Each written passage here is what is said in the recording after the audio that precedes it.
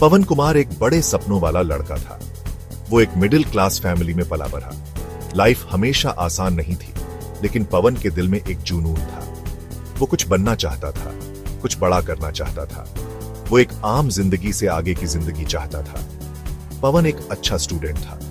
वो मन लगाकर पढ़ाई करता था। वो एक अच्छे फ्यूचर के सपने देखता था। उसे मेहनत पर यकीन था। वो जानता था कि उसे अपना रास्ता खुद बनाना है। स्कूल खत्म होने के बाद चीजें मुश्किल हो गई। पवन के कई दोस्तों को सरकारी नौकरियां मिल गई। ये एक सुरक्षित, सबके उम्मीद वाला रास्ता था। लेकिन पवन कुछ अलग चाहता था। वो एक एंटरप्रेन्योर बनना चाहता था। उसने बड़ा सपना देखने की हिम्मत की। उसके परिवार और समाज ने उसकी आलोचना की। उन्हें उसका एंटरप्रेन्योर वाला जज्बा समझ नहीं आया। उन्होंने उस पर एक स्थिर नौकरी करने का दबाव डाला।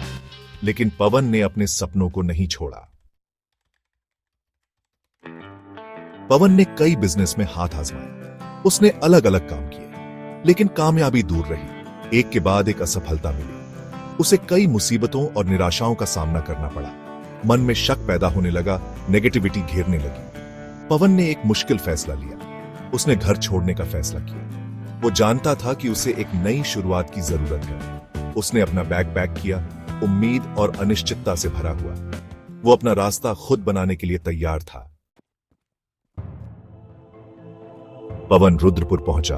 एक नया शहर, एक कोरी स्लेट। उसे एक नई उम्मीद जगी। उसने एक किराने की दुकान खोलने का फैसला किया। यह एक छोटा सा बिजनेस था, एक साधारण शुरुआत। उसने इसमें अपना तन मन धन लगा दिया। कुछ समय के लिए चीजें अच्छी लग रही थी। दुकान से उम्मीद बंधी थी, लेकिन किस्मत को कुछ और ही मंजूर था। पवन ने एक फ्रेंचाइजी के मौके पर दांव लगाया। यह एक गलती साबित हुई। उसे एक बड़ा आर्थिक नुकसान हुआ। वो वापस पहले जैसी हालत में आ गया। झटके के बावजूद पवन ने हार नहीं मानी।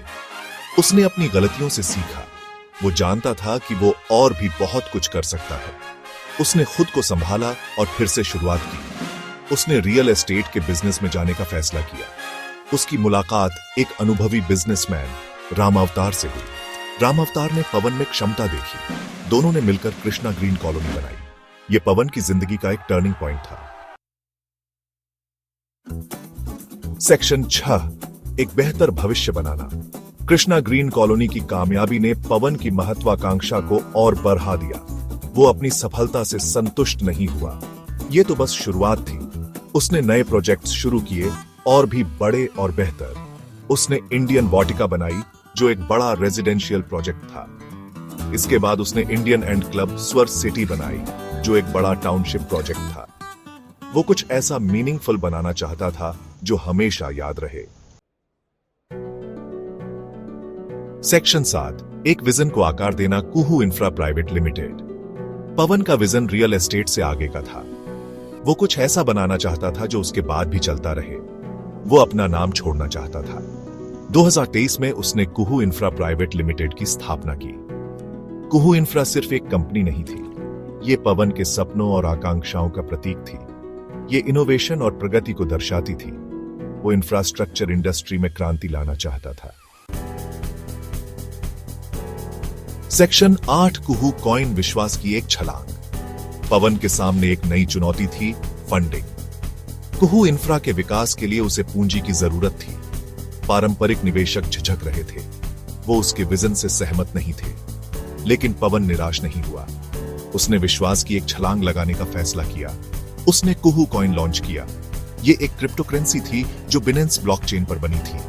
ये एक बड़ा कदम था, पवन के इनोवेटिव जज्बे का प्रमाण। लोगों का रिएक्शन जबरदस्त था।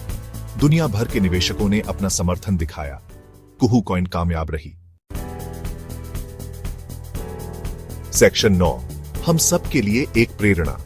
पवन कुमार की कहानी हम सब के लिए एक प्रेरणा है। वो हमें सिखाते हैं कि सफलता एक सीधी रेखा नहीं होती। ये रुकावटों से भरी एक यात्रा है। जरूरी है कि हार न मानने का जज्बा हो। पवन की यात्रा रिजिलियंस की ताकत का प्रमाण है। उसने अपने सपनों को कभी नहीं छोड़ा। उसने हर चुनौती का सामना हिम्मत और दृढ़ता से किया। वो हर जगह के नए एंटरप्रेन्योर्स के लिए एक रोल मॉडल है। वो हमें याद दिलाते हैं कि मेहनत और खुद पर विश्वास से कुछ भी मुमकिन है।